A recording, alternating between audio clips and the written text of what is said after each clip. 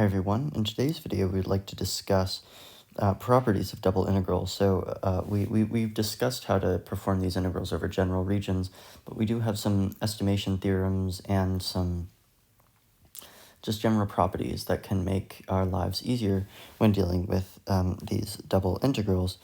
So without further ado, I think we can just get started. This won't be a super long video, we just have a couple of theories to go over, and then we will just do a very quick example with an estimation theorem. So we'll get started with that right now. So we have some properties. Now, this is very similar to how we would deal with single variable integration. Now, if we remember, if I have a single variable function, that looks like that or something, I don't know, and I want to take an integral between a and b, so if I call this a and I call this b, I want to take the integral between a and b of the function with respect to x. Then I can decide to split this wherever and however many times I want at any point c. And I can rewrite this as a sum of the integral between a and c of f dx plus the integral between c and b of f dx. Now, that can make our life easier if we have an improper integral or something like that, but we want to isolate something. Now, obviously, it isn't very helpful for single variable as much as it is for double variable. So for a double integral, I kind of wrote over that, didn't I? We can erase that, I guess. There we go. But anyways, if a domain can be separated into multiple domains which don't overlap except for their boundaries, then we can say that the following is true, such that the integral over the domain of f of x and y dA is equal to the integral over the first domain of f of x dA plus the integral over the second domain of f of x and y dA. So let's say that I have a region that can't be categorized into type 1 or type 2 like we covered in a couple of videos ago for general regions. So let's say I have a region that looks like this.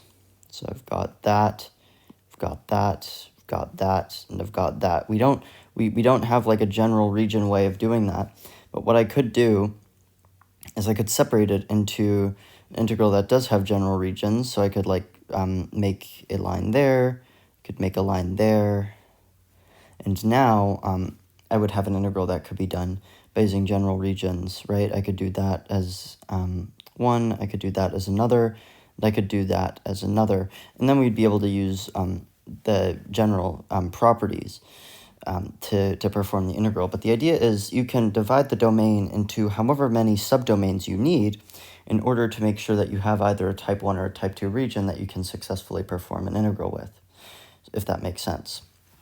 You also have another property, some comparison properties.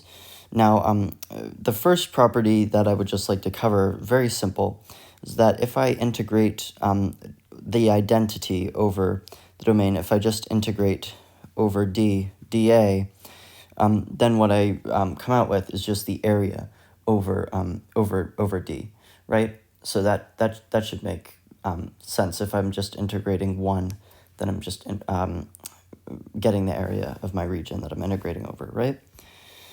And we also have a comparison property if little m is less than or equal to f of x and y is less than or equal to big M for all x and y on the domain D, then I can say that m times the area of the domain, little m times the area of the domain is less than or equal to the double integral over the domain of f of x and y dA is less than or equal to big M over big M times the area of the domain. So what this is basically saying is I can have, let's see if I can draw this out. Let's say that this is my domain, and this is f of x and y, and then maybe it goes like around there, something. What this is basically saying is that I can take the minimum point here. Then I can integrate over that. And then I can take the maximum, and then I can take the volume over that. This is basically saying that whatever the volume is in here is going to be in between the volume from the lowest to the volume of the highest point. So it's basically putting some boundaries on our function. So that obviously means that we need to find the maximum or the minimum of our function on the domain. But obviously we spent a lot of time talking about that in the last unit. When we try an example, this one won't be as hard as finding those maxima and minima, just because we already know what the maxima and minima are of our function. So find the bounds for the double integral over the domain D of e to the sine x cosine of y dA over the unit disk with a radius of 2. Now, e to the sine of x cosine of y is an integral we don't really want to perform. So and also over the unit disk 2, we don't want to perform that either, because we haven't talked about polar coordinates. That would obviously make our lives easier.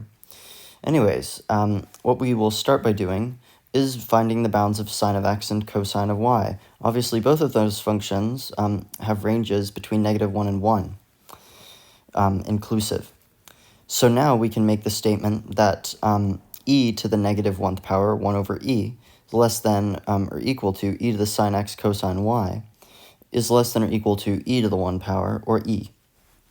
Now we need to find the area of our domain, which is of course a unit disk with a radius of 2. Now to find the area of a disk, we take pi r squared. So if the radius is 2, 2 squared is 4, pi r squared is 4 pi.